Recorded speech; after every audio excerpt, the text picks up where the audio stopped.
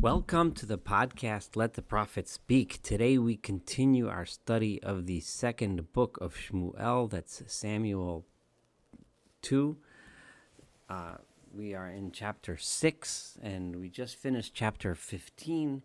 We left off with David and a huge procession of people bringing the Aron, carrying the Holy Ark of the Covenant, the Aron Kodesh, to bringing it to Jerusalem, to the Ir David, to the city of David. And they were bringing it with dancing and singing and trumpets and horns. V'haya, this is verse 16, which we're continuing from. V'haya Aron Adonai, and the Ark of God, ba Ir David, arrived in the city of David. And when it was being brought into the city, Michal bat Shaol, Michal, the daughter of King Saul, remember that she was David's wife, and she had been given by Saul to someone else, while David was considered by Saul to be a rebel. And then after David became king, she was brought back to him. We read that story several chapters ago. So now she is living in David's house as his wife. Nishkefa bi'ad hachalon. She was watching in the window. She was presumably in the palace, looking out at the procession on the streets from a window. Vatera et hamelech David, and she saw the king David mifazez umecharker. Mifazez, he was like jumping around, umecharker, and making motions lifnei Adonai, before God. Vativez lo beliba, and she felt. Vativez gives the connotation of her feeling like he was denigrating himself, and in her heart she felt that he was like embarrassing to her. So she was embarrassed by this display. Vayaviu et Aron Adonai, and they brought the ark of God, vayatzigu oso bimkomo, and they placed it in its place, b'toch ha'ol, within the tent.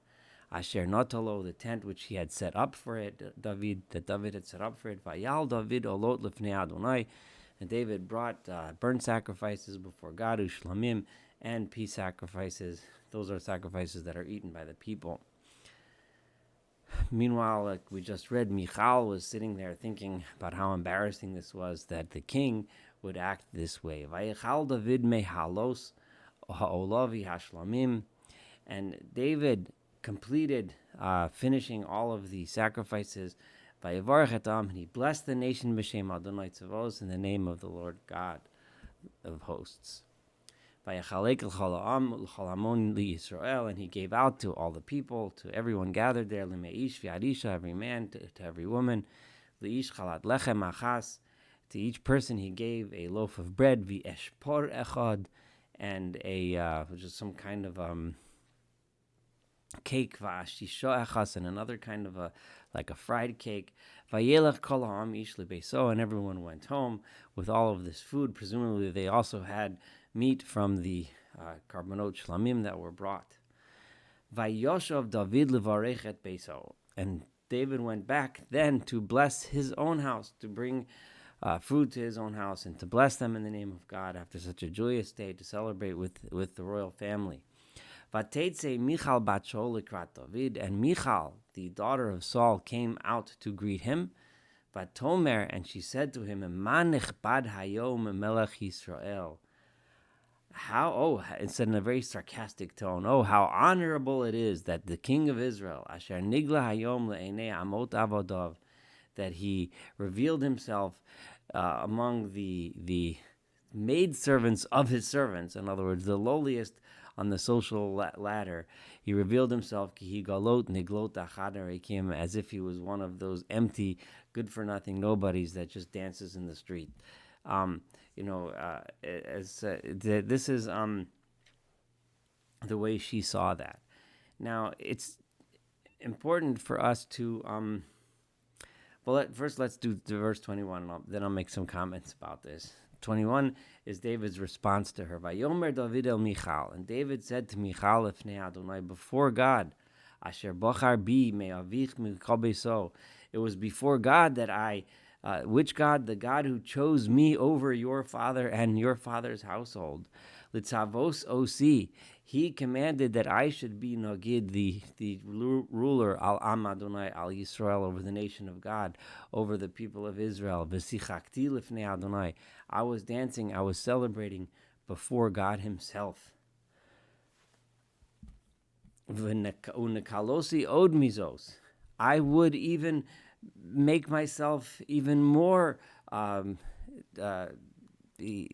don't know the best translation. I see sometimes translation the dishonored. In other words, I would make myself look even more humbled, even more light. And I would be even so degraded in my own eyes, so lowly in my own eyes. So again, humble, I think, is the right word here. Ve'im ha'amahot asher amarta, and even in front of those maidservants that you're discussing, imam ikaveda, I would be honored through them as well. In other words, just because you think of them as lowly, I think of them as members of the people of Israel, and in front of them, I will be humble, because you know why? Because I am actually doing this in front of God, God who chose me over your father's household. A lot can be said about this story and this disagreement here between Michal and David, but it's just so indicative of the difference between what Michal had apparently absorbed from her father's home and his father's way of thinking, and the way David wanted to present his kingdom. David wanted his kingdom to know that he, in front of God, was equal to everyone else. This comes from a tremendous humility. David was here in order to serve God just like all the other people. That's why it emphasized Me'ish v'adisha, to every man, every woman, every person there, he gave the same rations of food. The celebrations that he did together with the people in front of God was in front of God, so he was celebrating just like everyone else. The idea that the king was subject to the laws of God and not the other way around is such an important idea, especially when we think of it in the contrast with the way other kings in those days considered themselves to be gods. David wanted it to be so clear that everyone knows that in this nation, in this new nation, the new nation of Israel that he's establishing, everyone is under God, including the king himself. Whereas Michal had absorbed in her father's house a completely different approach, a completely different way, a way where the gods were meant to be used for the purpose of the king. This is why Saul made that mistake with the necromancer. If you go back to those chapters, this is why Saul made the mistake of expecting God to work for him rather than the other way around. And that's why it was so easy for him to run to the necromancer for help when God didn't come in to help him. He needed help. He decided he needed help, but God was working for him, the king, as opposed to the other way around. And this is David telling Michal, my kingdom, this kingdom, is different. We are humble before God. Then the last verse ends, Michal bat Shaol, and to Michal, the daughter of Saul, lo haya lo yoled, she didn't have any children ad yom mosa, until the day she died. This would seem to indicate that David did not sleep with her anymore after that. In other words, this completely ruined their relationship, and then that, which is therefore why she did not have any children. That would be the simple reading of this verse.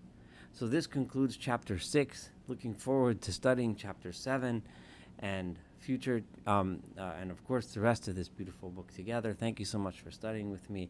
Have a wonderful day.